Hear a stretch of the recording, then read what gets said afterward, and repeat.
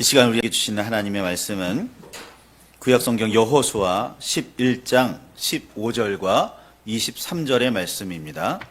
여호수아 11장 15절과 23절입니다. 먼저 15절 함께 봉독하시겠습니다. 여호와께서 그의 종 모세에게 명령하신 것을 모세는 여호수아에게 명령하였고 여호수아는 그대로 행하여 여호와께서 모세에게 명하신 모든 것을 하나도 행하지 아니한 것이 없었더라. 이어서 23절입니다. 이와 같이 여호수아가 여호와께서 모세에게 말씀하신 대로 그 온 땅을 점령하여 이스라엘 지파의 구분에 따라 기업으로 주매 그 땅에 전쟁이 그쳤더라. 아멘. 아멘. 자리에 앉으시길 바랍니다. 이집트에서 보여주신 수많은 이적은 여호와가 바로 하나님이심을 알리시는 표징이었습니다. 우리 10가지 이적들을 하나하나 살펴보시면 그 에피소드 중간중간에 하나님께서 이 일로 말미암아 여호와가 하나님이심을, 여호와가 살아계심을 너에게 알리기 위함이다 라는 표현들이 계속 등장함을 알 수가 있습니다. 이적들을 통해 스스로 있는 자, 하나님이시죠, 여호와시죠, 그분이 어떤 분이심을 분명하게 이집트 사람들에게, 이스라엘 사람들에게 보여주셨습니다. 그리고 시내산에서 여호와께서는 이스라엘 백성과 언약을 맺으십니다. 그 언약의 핵심이자 대표적인 내용을 우리는 십계명이라 부릅니다. 여러 율법은 십계명을 잘 지키기 위한 설명 혹은 부칙이라 말할 수 있습니다. 여호와께서 이스라엘 백성과 맺은 법, 정신의 핵심은 예수님께서도 말씀하셨듯이 하나님 사랑과 이웃 사랑입니다. 우리가 살아가는 변화된 세상, 그리고 변화될 세상에서 하나님의 사람이며 그리스도의 제자인 우리가 반드시 지켜야 하는 강령, 하나님을 사랑해라, 이웃을 사랑해라, 하나님의 법을 지켜 행해라 입니다. 이스라엘 백성과 시내산에서 언약을 맺으시면서 여호와께서는 이렇게 말씀하십니다. 출애굽기 23장 32절에 너는 그들과 그들의 신들과 언약을 맺지 말아라. 여호와 하나님 그분과만 언약을 맺어야지 다른 신, 다른 백성들과는 언약을 맺지 말라는 말씀이셨습니다. 십계명을 잘 지키려면, 하나님의 법을 잘 지키려면 너희들 우상신과 이방신과 언약을 맺으면 안 된다고요. 이방인들과 언약을 맺으면 안 된다고요. 왜냐하면 그것이 너희의 올무가 되고 걸림돌이 되어서 너희를 죄악으로 이끌고 갈 거라는 겁니다. 너희가 그들과 언약을 맺으면 그것이 시작이 되어서 너희가 하나님을 버리게 될 거라고 말씀하십니다. 경고하시는 거죠. 이스라엘이 맺게 될 범죄라는 것, 결국 하나님의 뜻을 거역하고 율법을 지키지 않으며 결국 여호와와 이웃사랑이 아니라 자기 자신만을 사랑하는 이기심, 그 이기심을 만족하기 위해서 하나님을 포함한 다른 이들을 자기의 욕망을 위한 수단으로 삼고 짓밟는 일을 서슴지 않게 되는 모든 그런 범죄들을 너희가 저지르게 될 거라는 거예요. 여호와 하나님을 자기 잘 살기 위한 수단으로 삼을 거라는 거예요. 이웃을 자기 욕망을 채우기 위한 방도로 삼게 될 거라는 겁니다. 이웃이 얼마나 고통스러워하는지 상관치 않아요. 나만 즐거우면 됩니다. 하나님의 법이 하나님께서 기뻐하시는지 아닌지는 상관치 않아요. 나만 복받으면 된다는 거예요. 그게 하나님을, 이웃을 수단으로 삼는 잘못된 신앙이라는 겁니다.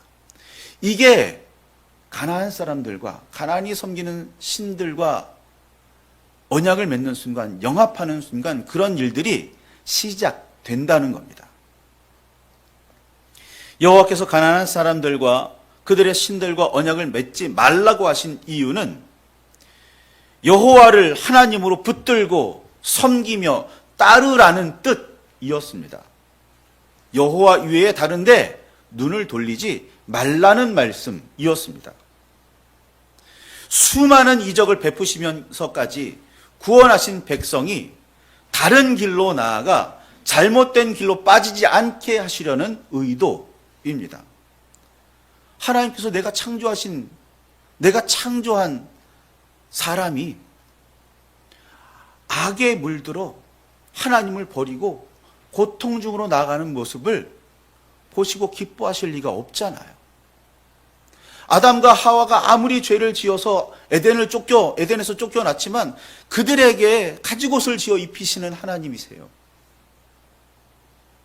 고통 중으로 나아가지만 먹고 살 길을 열어주시고 그들이 땀 흘린 만큼이지만 그래도 그것을 온전히 누릴 수 있게 하시는 하나님이십니다. 내가 아무리 땀 흘려 노력해도 힘들고 애써서 열매를 맺어도 거두어도 뺏기는 게 일상이잖아요. 고대는 더 했잖아요. 그냥 지주라는 사람들이 뺏어가고 권력자라는 사람들이 뺏어가고 남는 거 별거 없었던 시절, 그 시절에 자기 땀 흘린 만큼이라도 가져가게 하신다는 건 대단한 복이었던 겁니다. 그러니 하나님의 은혜는 그 시절에 입이 넘치고 있었는데 문제는 그 은혜를 제대로 누리지 못하는 거였고 왜 제대로 누리지 못하고 있는지도 알지 못한다면 이건 정말 커다란 문제였던 겁니다. 그러니 하나님을 붙들고 하나님께로 나아가 하나님과 함께 하나님의 복을 누려라. 이건 굉장한 하나님의 사랑을 의미합니다. 그런데 아직은 광야를 떠돌고 있던 시절에 가나안 북은 모압 땅에서 의미심장한 사고가 하나 생기게 됩니다. 여호와 하나님을 섬겨라. 가나안의 신들과는 언약도 맺지 말고 그 백성들과는 언약도 맺지 말아라. 라는 말씀, 그 말씀 가지고 40년 동안 훈련을 받고 있었고 그 훈련 마지막 막바지에 이제 가나안으로 가는 길목에서 모압을 만나게 돼요. 모압을. 시딤에 머물던 그들은 근처에 살던 모압 사람들과 교류하기 시작합니다. 나아가 모압 여자들과 음행을 시작해요. 아직 가나안에 들어가기 전이에요. 그러다가 모압 사람들의 축제에 초대를 받아요. 고대의 축제는 대부분 자기들의 섬기는 신들에게 제사 드리는 일 같이 합니다. 축제에 초대받아 같이 그 축제를 즐거워하는 것까지는 그래요. 근데 문제는 초대받았던 사람들이 바알에게 절하는 사건이 벌어집니다. 이게 시딤에서 있었던 바알 부올의 사건이에요. 시작은 몇몇 사람들의 음행이었지만 결국에는 몇몇 사람들의 문제가 아니라 이스라엘 사람 전체의 문제가 되어버리고 맙니다. 심지어 각 지파에서 유력한 지도자들까지 거리낌 없이 범죄에 가담했습니다. 바알부올의 이 사건은 여호와를 진노하시게 했고 징벌인 연병이 이스라엘 자손을 휩쓸었습니다. 그리고 가나안 사람들과 그들의 신들과 언약을 맺지 말라는 하나님의 명령은 이때 더욱 강력해집니다. 단순히 언약을 맺지 않는 정도로만은 부족했기 때문입니다. 언약을 맺지 말고 같이 살아도 좋아. 그런데 그들과 언약을 맺지 마. 그들의 신들에게 눈을 돌리지 마. 이것 가지고는 안 됐던 거예요. 하나님께서는 이스라엘 자손에게 여호와께서 인도하사 언약하신 가나안 땅에 들어가면 그 땅의 백성을 절대로 불쌍하게 여기지 말고 하나도 남김없이 진멸하라. 즉 철저히 파괴하라는 명령을 이때 이 사건을 계기로 하게 됩니다. 당연히 가나안 사람들과의 혼인도 금하십니다. 너희들 언약을 맺는 정도가 아니라 그들과 교류 자체를 하지 않아야 관심을 가지지 않게 되는구나. 그래서 하나님의 명령이 더욱 강력해져요. 언약을 맺지 않는 정도가 아니라 아예 그들을 진멸해. 너들 그들과 교류할 생각도 하지 마. 라는 명령을 하게 되는 겁니다. 하나님의 말씀을 새기고 법을 따르는 이스라엘이라면 언약을 맺지 않는 정도로만으로도 충분하리라 여기셨는데, 그렇게 신뢰해 주셨는데 이스라엘은 그런 하나님의 신뢰를 완전히 저버렸습니다. 하나님께서는 이스라엘이 이리 기웃 저리 기웃하지 않게 할 방법으로 가나안 사람들을 아예 진멸하라고 명령하셨습니다. 가나안 사람들이 무슨 죄가 있느냐 의아해 하실 수도 있습니다. 아니, 가나안 사람들 거기 잘 살고 있었고 무슨 죄가 특별히 있어 보이지도 않는데 그게 도대체 왜 이스라엘 사람들에게 진멸당할 일이냐? 하나님께서 너무하신 것 아니냐? 죄 없는 백성을 멸하신 것 아니냐? 그렇게 생각할 수도 있겠는데, 창세기 15장 16절에 보면 하나님께서 아브라함에게 이런 일이 있을 거야. 너의 자손이 이집트에서 이방 땅에서 400년 동안 머물면서 괴롭힘을 당하다가 다시 가나안 땅으로 오게 될 텐데 그때 너희가 가나안 사람들을 전부 다 멸하게 될 거야 라는 말씀을 하세요. 그때 이 가나안을 왜 멸하여야 하느냐라고 말씀하시냐면, 가나안 족속 중에 하나 아모리의 예를 들면서 아모리 사람들의 죄악이 아직 가득 차지 않았기 때문에 400년 동안 400~500년 동안 여유를 준다라고 말씀하고 계세요. 그러니까 가나안의 죄악은 이미 아브라함 때부터 굉장히 유명했습니다. 굉장했던 거예요. 하나님께서 이 400~500년 동안 유예 기간을 주시면서 회개할 기회를, 돌아올 기회를 주신 거였어요. 그런데 그마저도 저버린 거죠. 오히려 하나님의 뜻에 따라 가나안으로 향하는 이스라엘을 가로막고 범죄하게 하고 그들을 걸려 넘어지게 만드는 걸림돌 역할을 가나안 사람들이 하고 있어요. 그러니 하나님의 징벌이 마침내 이루어질 밖에요. 가나안 사람들에게 죄가 없었던 게 아니에요. 가나안 사람들이 우상을 섬기고 있었잖아요. 가나안 사람들은 하나님께서 창조하신 하나님의 백성 아닌가요? 그들 역시 하나님을 섬겼어야 했던 거예요. 그런데 하나님을 이미 오래전에 떠나서 우상을 섬기고 있었잖아요. 그러니 그것만으로도 이미 죄가 충분해요. 돌이킬 기회 줬는데 돌이키지 않았잖아요.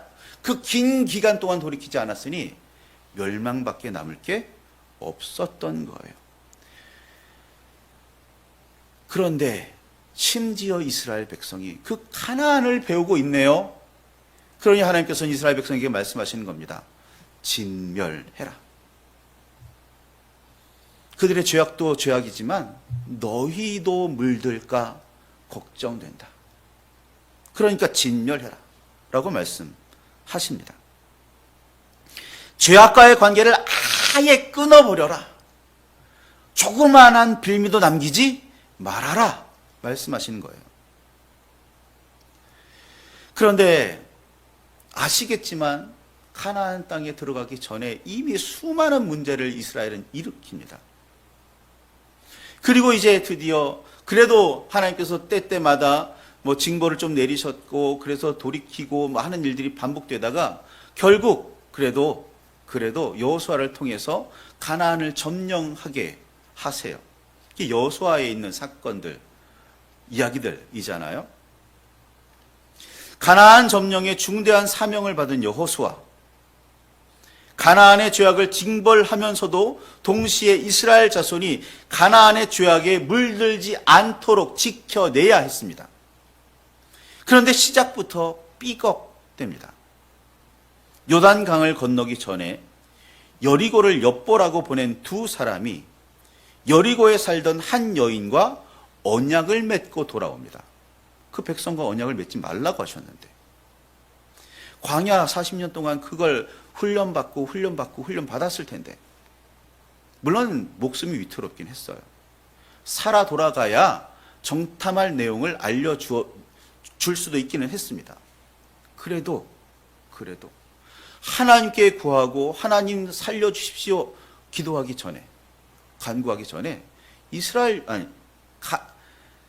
여리고의 여인과 언약을 맺어 버립니다. 여호수아는 정탐꾼들이 여리고 여인과 나눈 맹세를 인정했고 지켜주었습니다. 가나안에 살던 여러 세력 중 하나인 기브온 사람들 속임수로 조약을 맺으려고 했을 때도 여호수아가 조금만 세심했다면, 조금만 신경 썼다면, 며칠 더 타진해보고 고민했더라면, 아니 그때 하나님께 여쭙고 하나님이 이 일을 어떻게 해결할까요?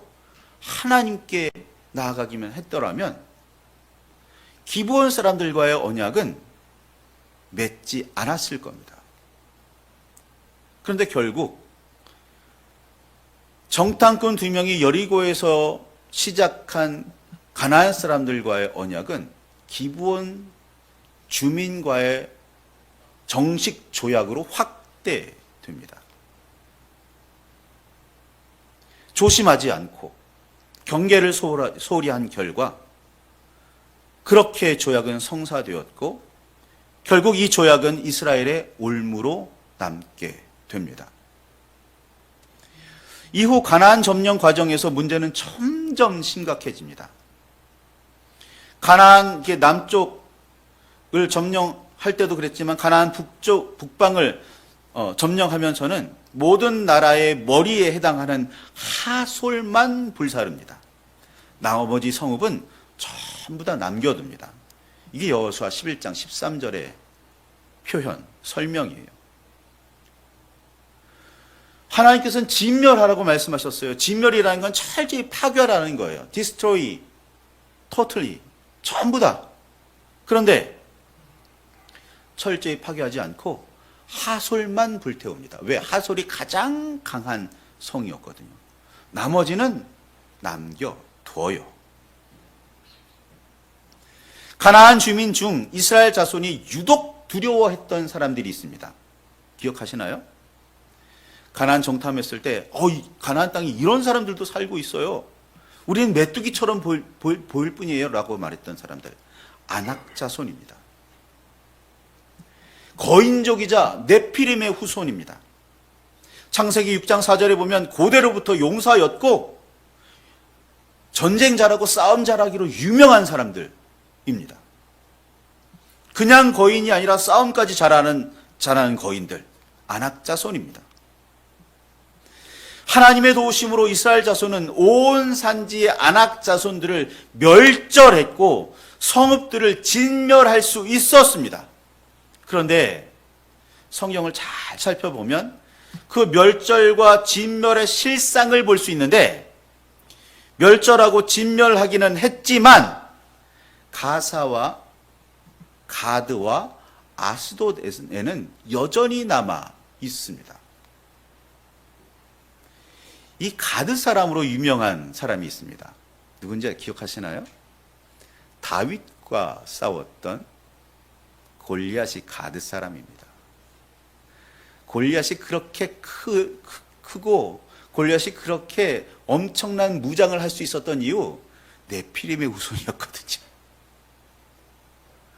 다윗 때까지 남아 있어요, 이들이.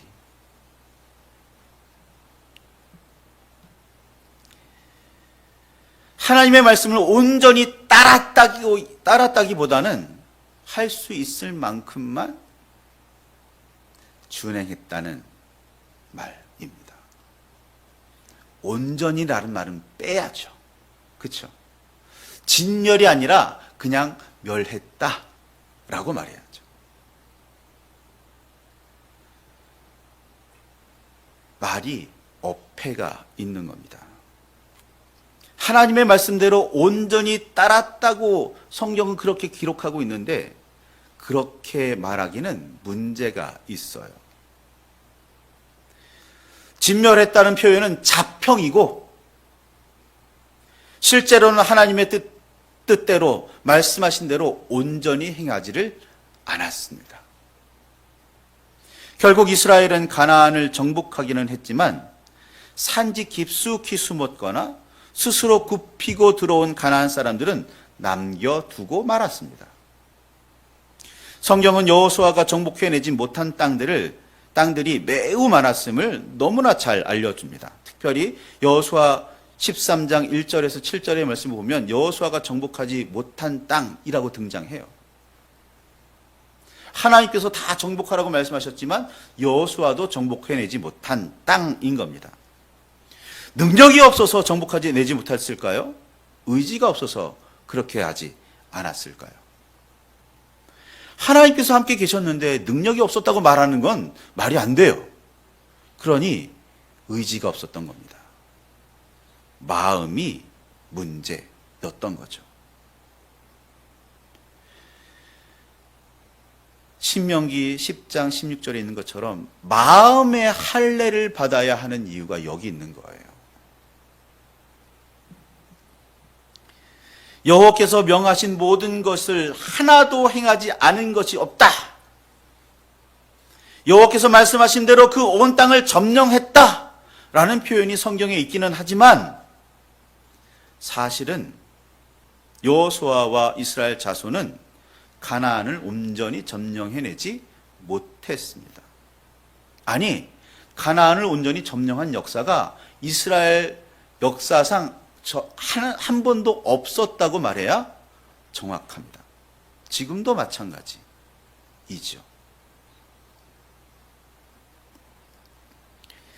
예루살렘은 후에 다윗이 온 이스라엘의 왕이 되어서 시온을 점령해 다윗성을 세우기까지 완전히 정복되지 않았었습니다. 예루살렘조차 다윗 때가 되어야 온전히 정복되는 거예요. 여호수아 때부터 다윗 때까지 그렇게 남은 이 가나안 족속은 이스라엘의 걸림돌과 올무가 되고 말았고 틈만 나면 하나님의 백성 이스라엘을 괴롭혔습니다. 이스라엘이 힘이 있으면 그들을 산지로 몰아세웠고 이스라엘이 힘이 빠지면 그들이 내려와서 이스라엘을 괴롭히는 일들이 계속 반복됩니다. 자, 하나님의 말씀대로 온전히 행하지 않은 결과는 이스라엘에게 매우 치명적이었습니다. 걸림돌은 점점 자라 이스라엘을 무너뜨리는 결정적인 암초가 되고 말았습니다. 오늘 우리도 주님의 뜻대로 온전히 행하고 있는지 경각심을 가지고 자세히 살펴보아야 합니다.